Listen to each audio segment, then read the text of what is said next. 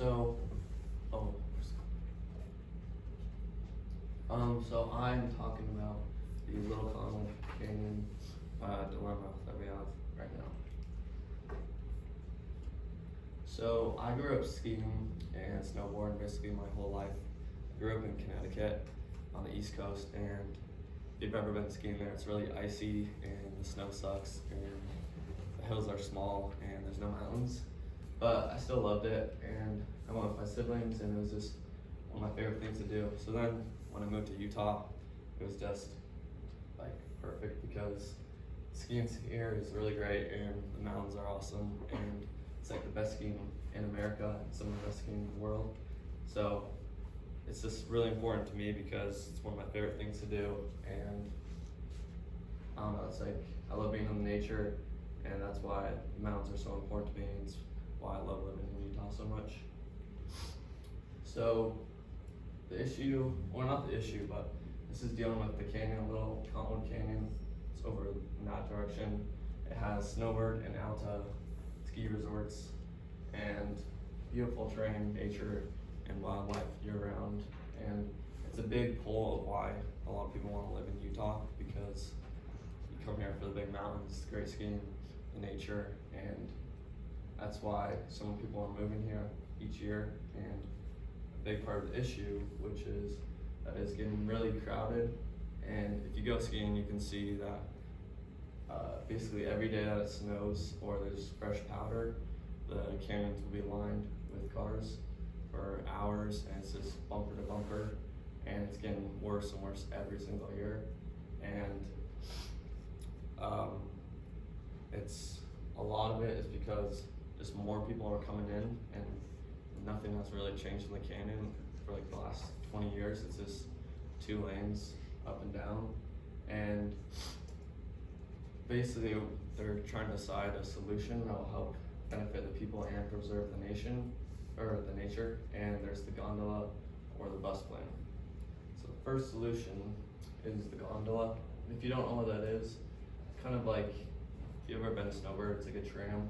It's this big cart, and they would have these huge stations that would go up the canyon, and yeah, so you just ride inside of it, and it would take like 30 people. And the pros to it is to get air quality, because there's not many cars going up and through the canyon. It's avalanche proof and it's safe. But then it's 592 million, and that's how much it costs for the whole project. It's a massive eyesore because of all those huge stations.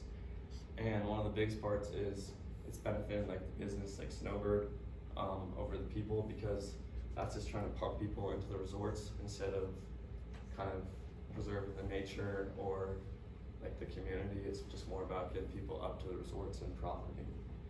So the other solution would be the expanded bus plan, which is cheaper. It's more efficient and accessible, and it helps the people where morals it's more eco-friendly, and it's not just trying to get people up to the resorts as quick as possible. It's like better for the people and the nature. But the problem with that is when there's avalanche spills onto the road, the bus system, like, they just can't go. And when you have a huge bus on the slippery roads, it can fall off the road, and a lot of the areas don't have road like rails, so there's been like slides and a bunch of that. It can be really dangerous. And then the air quality, obviously, with that many cars still going up, it's not really going to help the problem. So my proposed compromise that I came up with was a expanded bus lane.